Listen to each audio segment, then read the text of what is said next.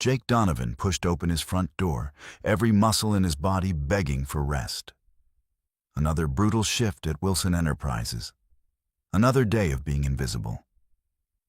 His daughter Sophie was at his sister's place for the night. The house should be silent. But it wasn't. He heard movement in the kitchen.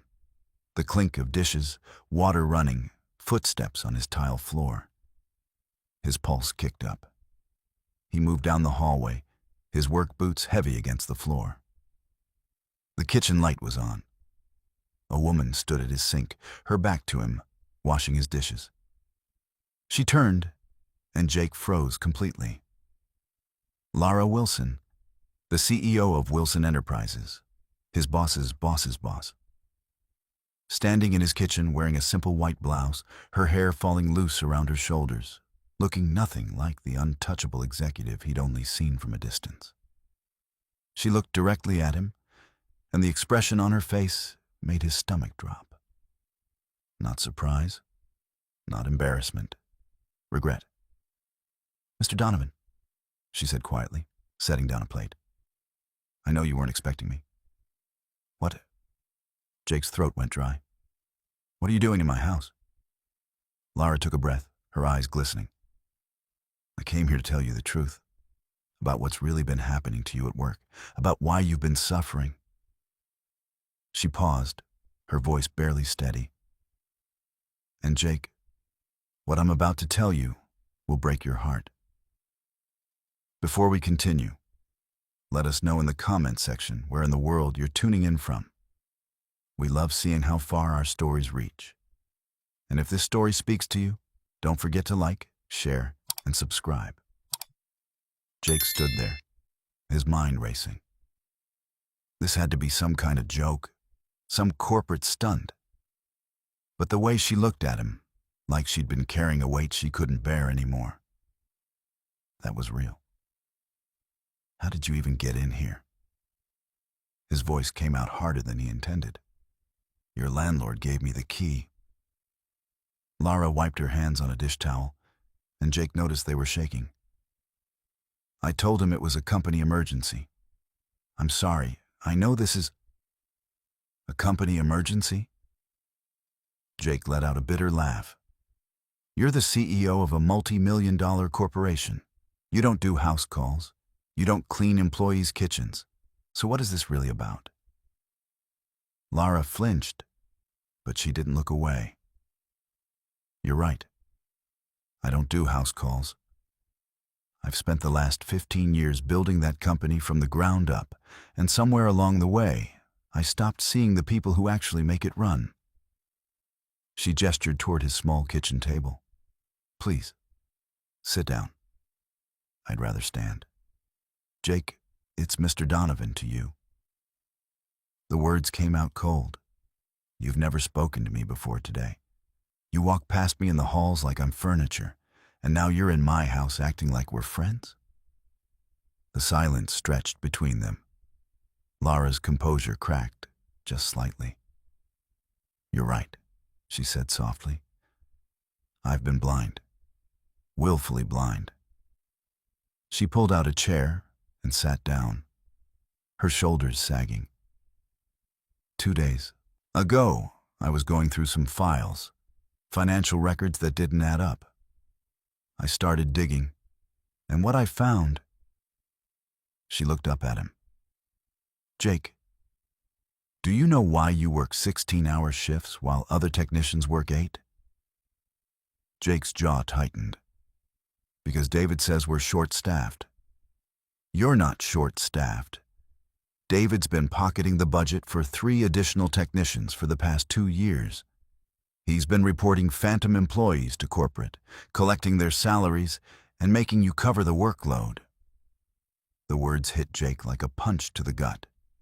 He gripped the back of a chair. "That's not all," Lara continued, her voice shaking now. "Your performance reviews, the ones that keep you from getting promoted, David's been falsifying them. I saw your real numbers, Jake. Your error rate is 0.3%. That's the best in the entire department. But David's been reporting it as 12%. Jake felt his legs go weak. He sank into the chair across from her. Why? His voice cracked. Why would he do that? Because you're good at your job. Too good. If corporate saw your real performance, they'd promote you. You'd be making what you deserve. And David would lose his cash cow. Someone skilled enough to do the work of 4 people without complaining. Jake's hands curled into fists on the table. 2 years. 2 years of killing himself. Of missing Sophie's school plays and parent-teacher conferences. Of collapsing on the couch every night, too exhausted to even make it to his bed. 2 years of believing he wasn't good enough. How long have you known? The question came out rough, accusatory. I found out 2 days ago. I confronted David yesterday morning. He denied everything, tried to spin it as a misunderstanding. Lara's eyes flashed with anger. So I brought in our internal audit team. By yesterday afternoon, I had proof. Emails, payroll records, everything. And you fired him. He's suspended pending a full investigation. But Jake, she leaned forward. It's not just David. I've been going through records all night. This is happening in other departments too. Senior managers exploiting good employees, skimming budgets, falsifying reviews. And her voice broke. I built a system that allowed this to happen. I was so focused on quarterly earnings and shareholder value that I stopped seeing the people bleeding to make those numbers possible. Jake stared at her. In all the years he'd worked at Wilson Enterprises, he'd never seen Lara Wilson as anything but untouchable, cold, powerful. But sitting across from him now, with dark circles under her eyes and guilt written across her face, she looked devastatingly human. Why are you telling me this? He asked quietly. Why come to my house? Why clean my kitchen? Lara's eyes filled with tears. Because when I saw your file, when I saw what's been done to you, I realized something. You have a daughter, Jake. A 7-year-old girl who barely sees her father because he's too busy being exploited by my company. And your wife, she passed away 3 years ago? Jake nodded stiffly. You've been raising Sophie alone while working yourself to death for people who don't appreciate you. And She wiped at her eyes. I sat in my office last night, looking at your address, and I thought about calling, sending an email, having HR schedule a meeting. But none of that felt like enough. You deserved more than corporate speak and empty apologies. She gestured around his modest kitchen, the dishes she'd washed, the floors she'd swept, the coffee maker she'd cleaned. I know this doesn't fix anything. I know showing up here is intrusive and probably insane. But I needed you to see that I know. That I'm not hiding behind my title or my lawyers.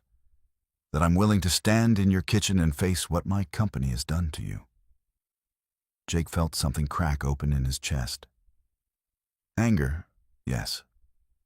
But underneath it, something else. Something that felt dangerously close to hope. What happens now? He asked. Lara straightened, and Jake saw a flash of the CEO again, the woman who'd built an empire. Now I make this right. Jake sat back in his chair, studying Lara's face. The anger was still there, simmering beneath his ribs. But curiosity was winning out. Make it right how? He asked. You're going to fire David and call it a day?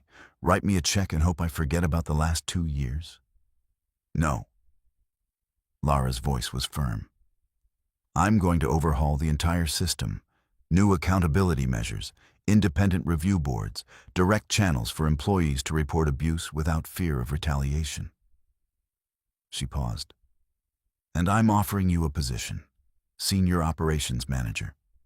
40% salary increase, real benefits, reasonable hours. Jake laughed, but there was no humor in it. Just like that?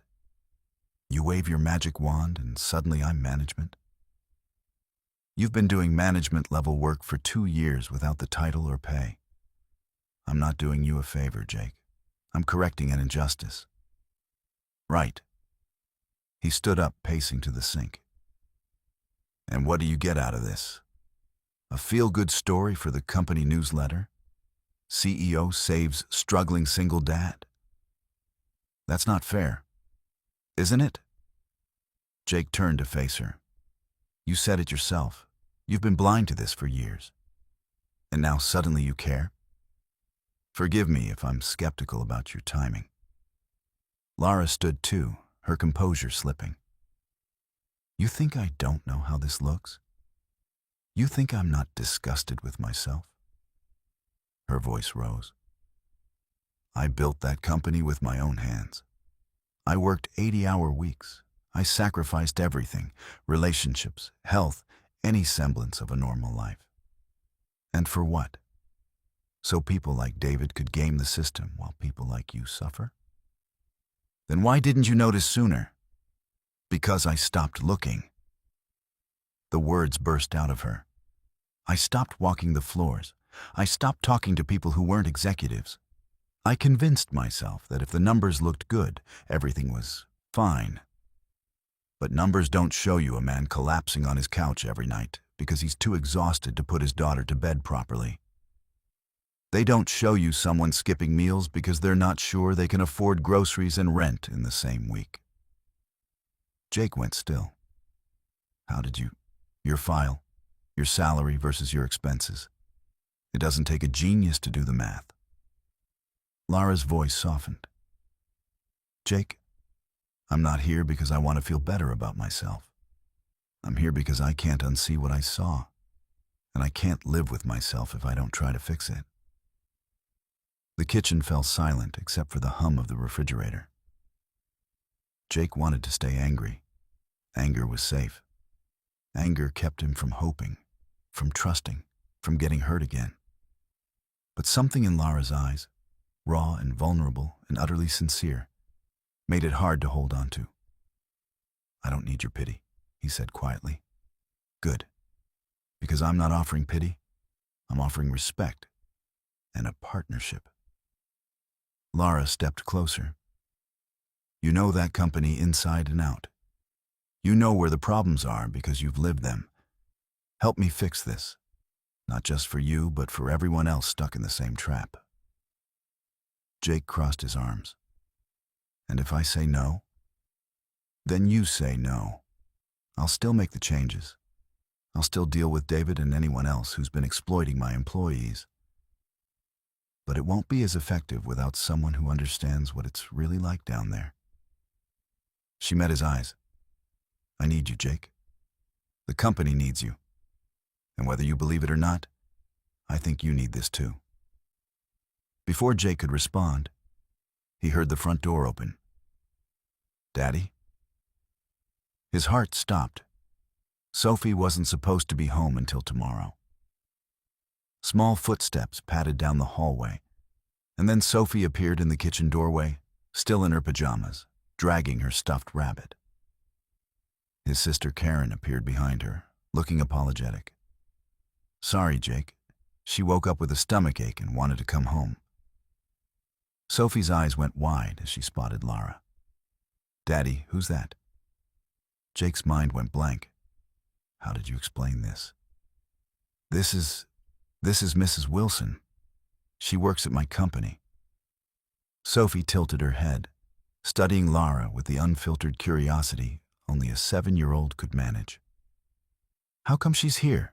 Are you having a meeting? Lara knelt down, bringing herself to Sophie's eye level. Hi, Sophie. Your dad and I were just talking about work stuff. I'm sorry if I interrupted your bedtime. It's okay. I don't feel good. Sophie clutched her rabbit tighter. You're pretty. Are you Daddy's friend? Something flickered across Lara's face. Surprise, then a softness Jake had never seen before. I'd like to be, Lara said gently. If that's okay with you. Sophie nodded seriously. Daddy doesn't have many friends. He's always too tired. The words hit Jake like a physical blow. Out of the mouths of children came truths you couldn't escape. Karen cleared her throat. I'll get her some ginger ale. Jake, can I talk to you for a second? Jake followed his sister into the living room, leaving Lara and Sophie in the kitchen. Through the doorway, he could see Lara showing Sophie something on her phone. Probably pictures, judging by Sophie's delighted giggles. What's going on? Karen whispered. That's Lara Wilson, the Lara Wilson. Why is she in your house at 9 p.m.? It's complicated. Jake. Karen gripped his arm. Is everything okay? Are you in trouble? No. Maybe. I don't know. He ran a hand through his hair. She found out some things about work, bad things, and she's trying to fix them. Karen's eyes narrowed. What kind of bad things? The kind that explain why I've been working myself to death for pennies. His sister's expression shifted from concern to fury. Are you telling me they've been screwing you over? For 2 years, apparently. Those bastards. Karen looked back toward the kitchen, where Sophie's laughter rang out. And she came here to tell you that? Personally? Yeah. Huh. Karen studied his face. You like her? What? No, I don't even know her. Jake, I'm your sister. I know that look. She poked his chest. You're interested. She's my boss's boss's boss. She's way out of my league. And this isn't, she's just trying to fix a corporate problem. Uh-huh. Corporate problems don't usually involve washing dishes in your kitchen. Jake didn't have an answer for that. They returned to find Sophie sitting at the table with Lara, both of them drawing on the back of some paper Lara had pulled from her bag. Sophie was explaining, in elaborate detail, the difference between regular butterflies and magic butterflies. And the magic ones can grant wishes, Sophie said seriously. But only if you're really, really nice. That's a good rule, Lara said, adding details to her own butterfly sketch. What kind of wishes would you make? Sophie thought for a moment. I'd wish for Daddy to not be so tired. And maybe a puppy. But mostly the first one. Lara's hand stilled on the paper. She glanced up at Jake, and the look in her eyes made his chest ache. Karen touched his shoulder. I'm going to head out. Call me tomorrow, okay? After his sister left, Jake stood in the doorway, watching his daughter and his CEO draw butterflies like it was the most natural thing in the world. Sophie yawned, and Lara noticed immediately. I think someone needs to get to bed, Lara said softly. But I'm not sleepy, Sophie protested, even as another yawn betrayed her. Jake stepped forward. Come on, kiddo. Let's get you tucked in. Sophie looked between Jake and Lara. Will you still be here when I wake up? Lara glanced at Jake, uncertainty crossing her face. I don't know, sweetheart. I hope so, Sophie said simply. I like you. After Jake put Sophie to bed, complete with 3 stories and 2 glasses of water, he returned to find Lara cleaning up the drawing paper. She'd folded Sophie's butterfly drawing carefully and set it aside. She's wonderful, Lara said quietly. You're raising an amazing kid. Thanks. Jake leaned against the counter. She doesn't usually warm up to people that fast. Kids are good judges of character, or so I'm told. Lara smiled sadly. I don't have much experience with them. No kids of your own?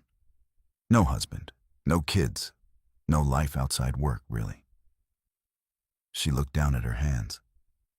I'm 31 years old, and I can't remember the last time I sat down and drew butterflies with someone. Can't remember the last time anyone told me they liked me just because. Jake felt something shift in his chest. This wasn't the untouchable CEO. This was just a woman who'd built walls so high, she'd forgotten how to let people in. The job offer, he said slowly. Is it real? Or is this some kind of corporate liability thing? It's real. I've already drafted the paperwork. But Jake, she met his eyes. I won't pressure you. If you want nothing to do with me or the company after this, I'll understand. I'll still make the changes. I'll still ensure you're compensated for what was done to you. But the choice is yours. Jake thought about Sophie's words. Daddy doesn't have many friends. He's always too tired. He thought about 2 years of killing himself for nothing. 2 years of believing he wasn't good enough. And he thought about the woman standing in his kitchen who could have sent an email or a lawyer, but instead showed up to wash his dishes and face him like a human being. I'll think about it, he said finally. But I need time.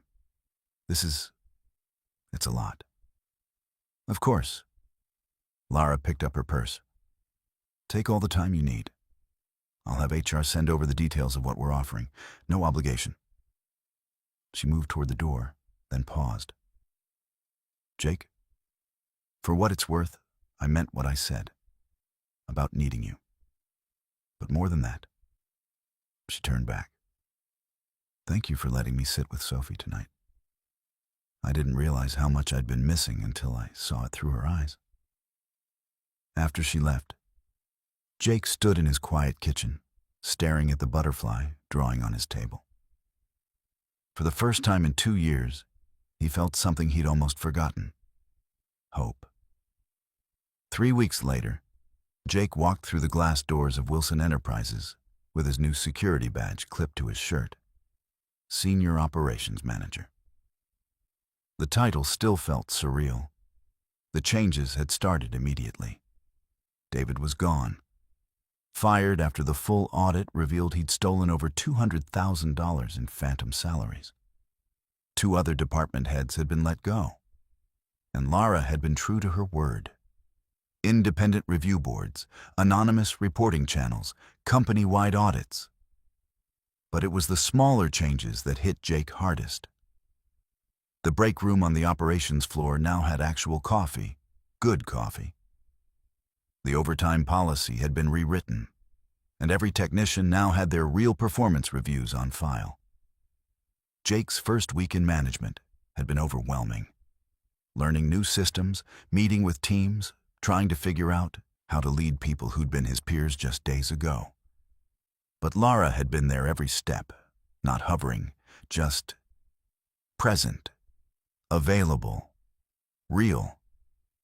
And somewhere in those late-night strategy sessions and early morning coffee runs, something had shifted between them. His phone buzzed. A text from Lara. Conference room B, 5 minutes. Bring coffee. Jake smiled despite himself and headed to the 3rd floor. Lara was already there, standing by the window overlooking the city, her blazer draped over a chair. She looked tired but lighter somehow, like she'd been carrying a weight and finally set it down. You texted me for coffee? Jake asked, holding up 2 cups. You know there's this amazing invention called a coffee maker. I texted you because I wanted to see you. She took one of the cups, her fingers brushing his. And because I have news. Good news or bad news? Good. We've identified 12 more employees who are being exploited like you were. We're correcting their salaries and back-paying what they're owed. She took a sip. It's costing the company $3 million. The board is furious. And you don't care. I care that we're doing the right thing. Lara turned to face him fully.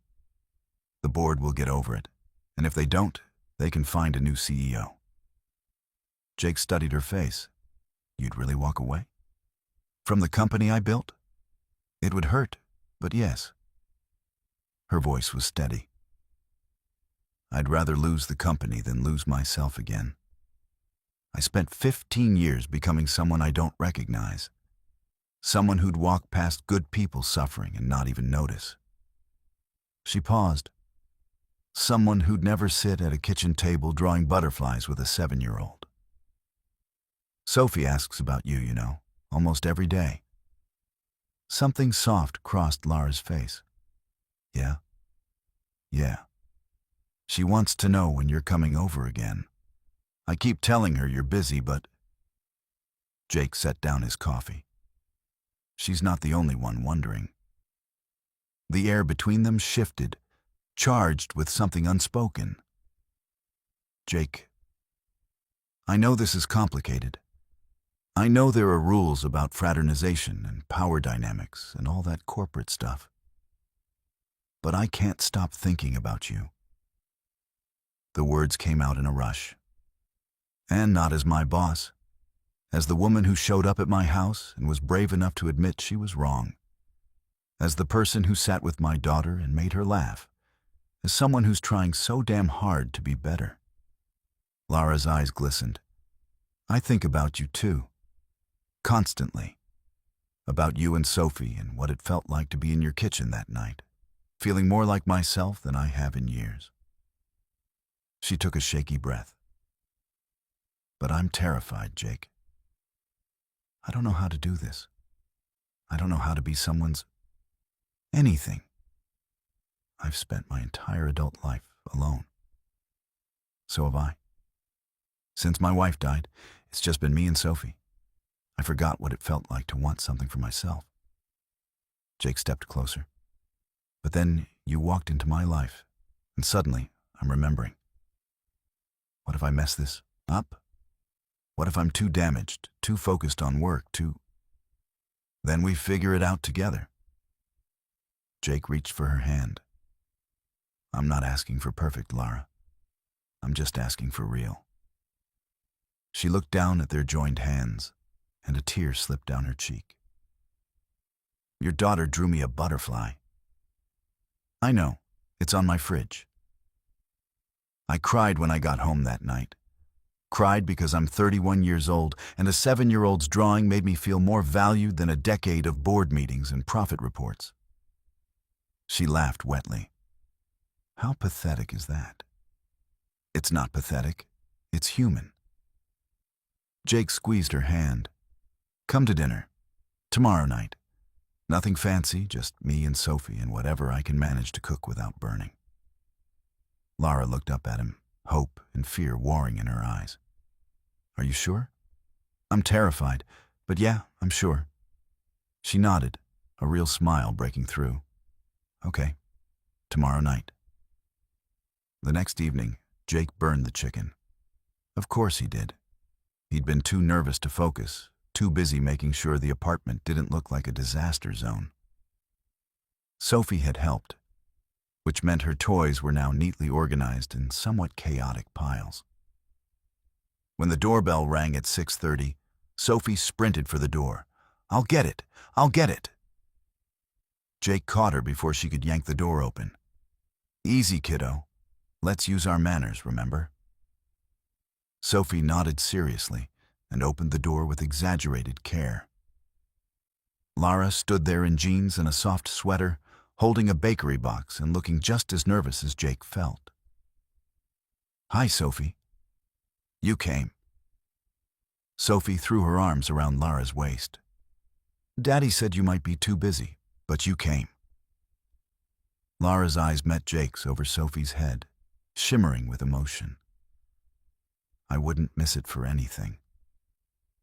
Dinner was chaotic. The chicken was definitely overcooked. The vegetables were somehow both mushy and undercooked. And Sophie spilled her juice twice. But Lara laughed, really laughed, when Sophie told her about the science project that exploded in class, and when Jake apologized for the 3rd time about the food. Lara just smiled and said it was perfect. After dinner, Sophie insisted on showing Lara her room. Every toy, every book, every drawing on her wall. Jake watched from the doorway as Lara sat cross-legged on the floor, giving Sophie her complete attention, asking questions like she genuinely cared about the difference between Sophie's favorite stuffed animals. This one's Mr. Hoppy, Sophie explained, holding up her worn rabbit. He was Mommy's when she was little. Daddy gave him to me after she went to heaven. Lara's expression softened. He must be very special then. He is. He helps when I'm sad. Sophie looked up at Lara with those two wise eyes. Do you get sad sometimes? Yes, sweetheart, I do. Do you have a Mr. Hoppy? Lara glanced at Jake, then back at Sophie. No, I don't think I do. Sophie considered this seriously, then held out a smaller stuffed bear. You can borrow Mr. Buttons. He's really good at making people feel better. Sophie, you don't have to. Lara started. I want to. Friends help friends, right? Lara's voice cracked. Right. She accepted the bear carefully, like it was made of glass. Thank you, Sophie. I'll take very good care of him. Later, after Sophie was in bed, Jake and Lara sat on the couch, a careful distance between them. She's incredible, Lara said softly, still holding the stuffed bear. You've done an amazing job with her. Most days I feel like I'm barely keeping it together. That's called being a parent, or so I imagine. Lara turned the bear over in her hands. She offered me her stuffed animal, Jake. Do you know how long it's been since someone offered me comfort? Since someone saw that I was hurting and just tried to help. You deserve that. You deserve people who see you. I'm starting to believe that. Because of you. Because of her. Lara set the bear down carefully and turned to face him. I meant what I said yesterday. I don't know how to do this. I'm going to mess up. I'm going to work too late and forget to text back and probably say the wrong thing at the wrong time. And I'm going to be overprotective of Sophie and overthink everything and probably push you away when I get scared. Jake moved closer. But I want to try anyway. So do I. Lara reached for his hand. Jake, I need you to know something. This isn't about fixing my guilt or feeling better about myself.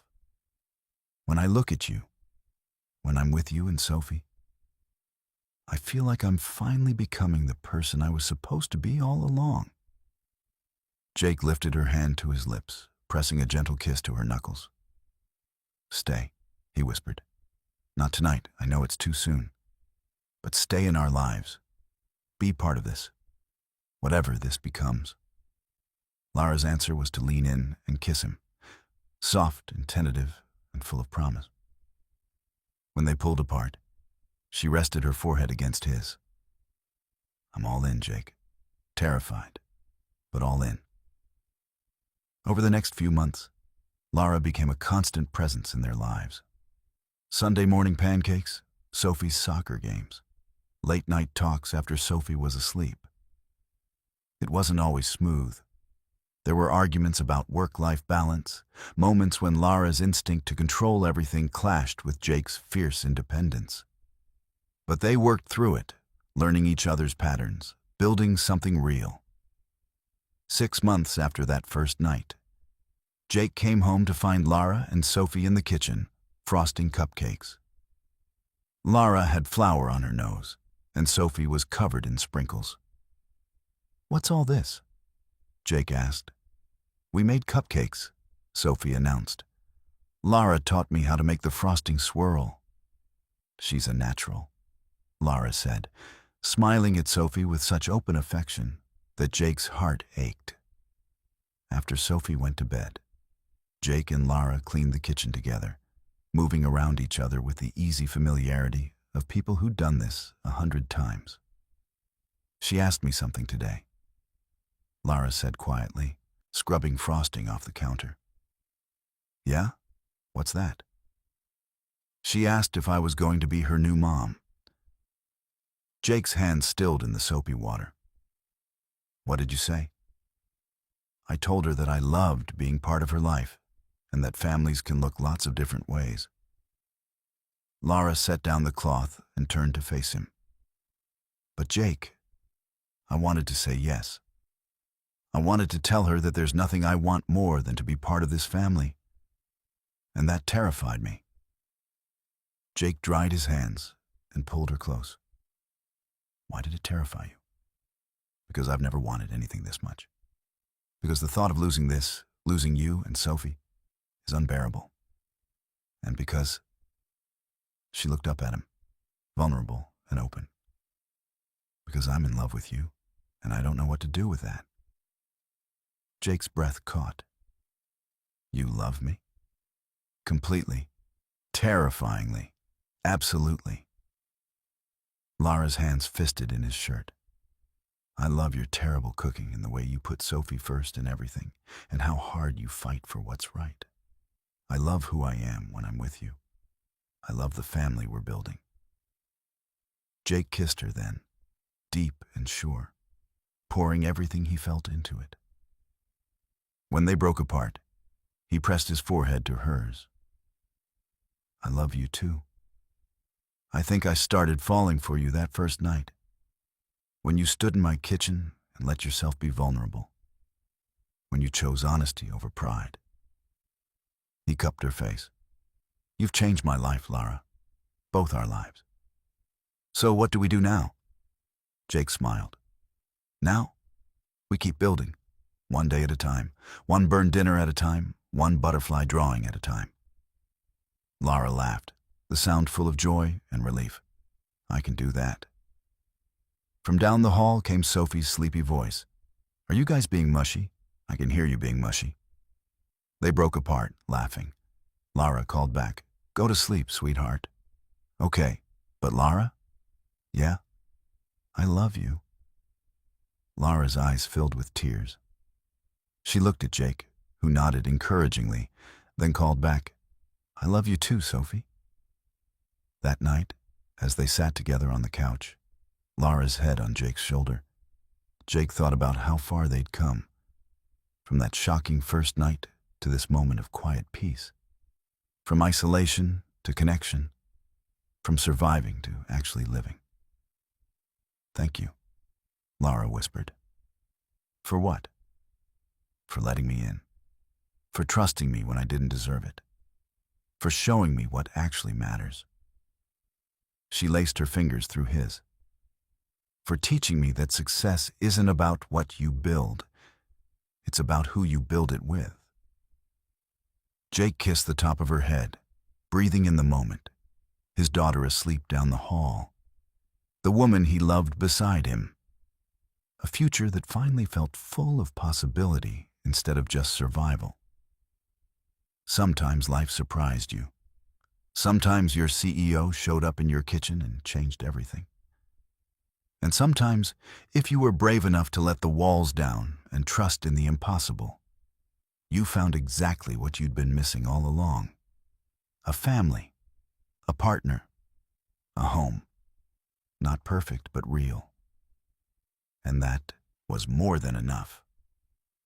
If this story touched your heart, don't forget to hit that subscribe button for Soul Story. Drop a like, share it with someone who needs to hear this message, and let us know in the comments what part of the story spoke to you most. Thank you for watching, and see you in the next video.